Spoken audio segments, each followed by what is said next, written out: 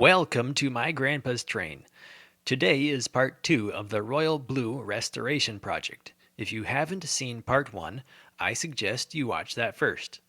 Part 2 is the final assembly of the tender. Alright, what we have here today is the final part of my Royal Blue Restoration Project. I started the locomotive several months ago and never got around to the tender because I was waiting and waiting and waiting for parts that never happened. So I decided to take a slightly unconventional route and make my own replacement parts to get the trucks attached to the tender frame. What happened was that this rivet that the front was held on by, what was happening was this rivet that was holding the front truck on slides right through, and that is not supposed to be able to do that. So in order to correct that, I needed to remove that rivet and replace it with one with a wider flange.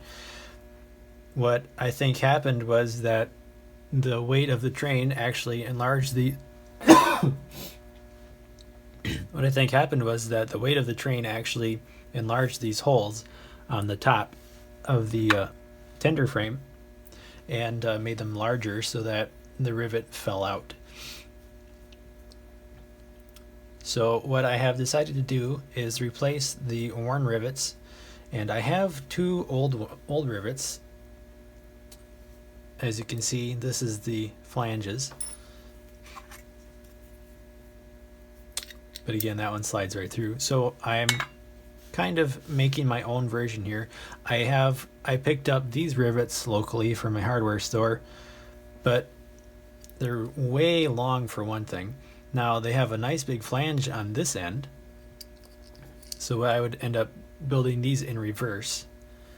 But I don't really have the tools to correctly install these rivets. So for now, at least for the time being, I'm going to use 1032 screws, and I actually am replacing both of the contacts, the copper contacts, with Pikemaster pickups, so that this is the original one and it's a little bent up, but I think I can make it work with these. Now I did have to enlarge the hole in this truck, so once you start this, there's no going back. So it slides in just like that. Then got a plastic washer, and then I have one of these. This is a stepped washer, so this I will be able to, so I'll put this on like this, and then this stepped washer will slide on, and it'll actually fill in that gap, that hole in the frame, and that will that will keep it from sliding around. Then I'm going to use two nuts on it, one to hold it in place and the other one will be a jam nut so that it will not loosen up over time. Alright, so this is what it will look like when it's mostly installed. Now this is a little bit loose because that stepped washer, so the large washer is not seating correctly inside the stepped washer, and so it's still sticking out a little bit, so this is a little bit loose. I will get that tightened up off camera, but this is the general idea of what the replacement will look like. So it's not original, but it is definitely a way that you can make it work if you're missing rivets or missing truck components. Like I said, these Pikemaster pickup shoes are actually skinnier, and then this is the side on the front where the metal wheels will be, and then I'll flip it around for the one on the back. Alright, I'm going to get the rear one installed, and then I'm going to solder the wires in place, and then we should be ready to put this back together. Okay, so here's how this turned out. I was able to get both of these in place. Now this front truck I used a stepped plastic washer. The rear one I used I actually had to repair the washer. I glued it together and taped it so that it matches the front one. I didn't want to use my extra fiber washers. And then the inset piece is thicker, so I ended up using a 1/4 inch washer, and then another plastic insulator, and then the two nuts on there. So the next things to do will be to install the wheels and axles. Now I just ran these through my ultrasonic cleaner, so I'm going to give them a moment to dry. And then I am going to solder the wire leads onto these bolts. At that point, I should be able to get everything put back together, and then we'll bring it over to the layout to test. I have got the wheels and axles installed on the trucks, and these copper tabs actually had to bend down a little bit, the pickup pieces, because the originals actually have quite a bit of tension on them, and the Pike Master style trucks are a little bit more shallow, so there's not as much built-in angle to them. So I actually had to bend the new pickup shoes down quite a bit to get them to contact the axles. And so I need to oil these. I also installed the coupler. This I would have actually preferred to put a original link coupler on, but I do not have the tools for that. And I do have replacement knuckle coupler pieces, so I went ahead and put one of those on instead, and it will work just fine. Now I soldered my two pickup wires onto the tops of the bolts. These are zinc plated, so they do pick up solder, but you kind of have to get them heated up for quite a while before the solder will stick, but they do stick eventually, so that worked out okay. And I just have to do a little bit of cleaning on the shell because it's gotten dusty, and then I'm going to put the shell on it and take it over to the track. Alright, the assembly is complete for my Royal Blue tender. Now I'm going to test it with the locomotive, bring it over to the tracks, and we'll see how it rolls.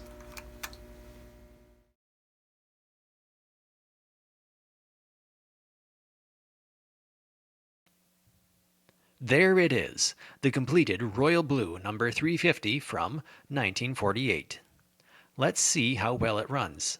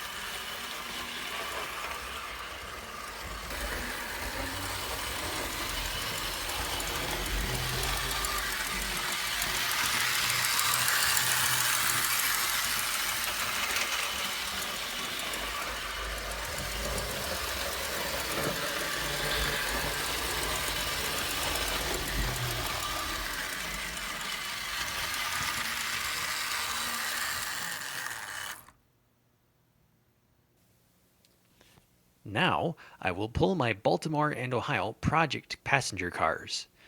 The first one is still in progress as I have to finish the paint. The second one was a junk box find, which I cleaned up a bit.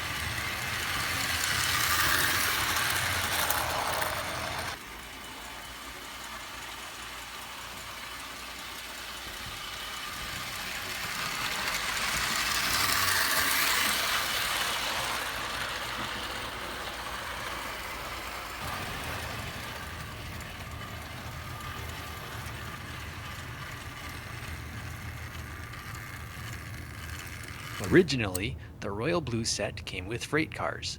Let's see how it looks pulling its original freight cars around. The tank car is extra since it is now an adapter car, and I think the caboose is not correct to this particular set.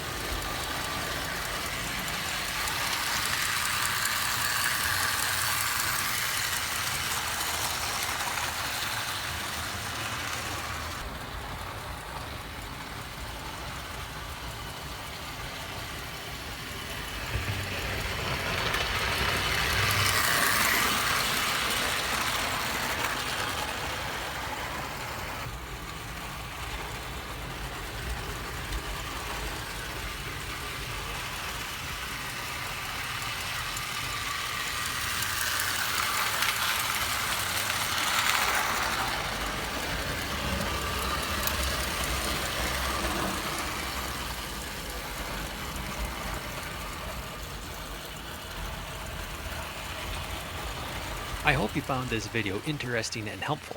If you could help me by leaving a like and comment and also subscribe, would be great. And thank you for watching.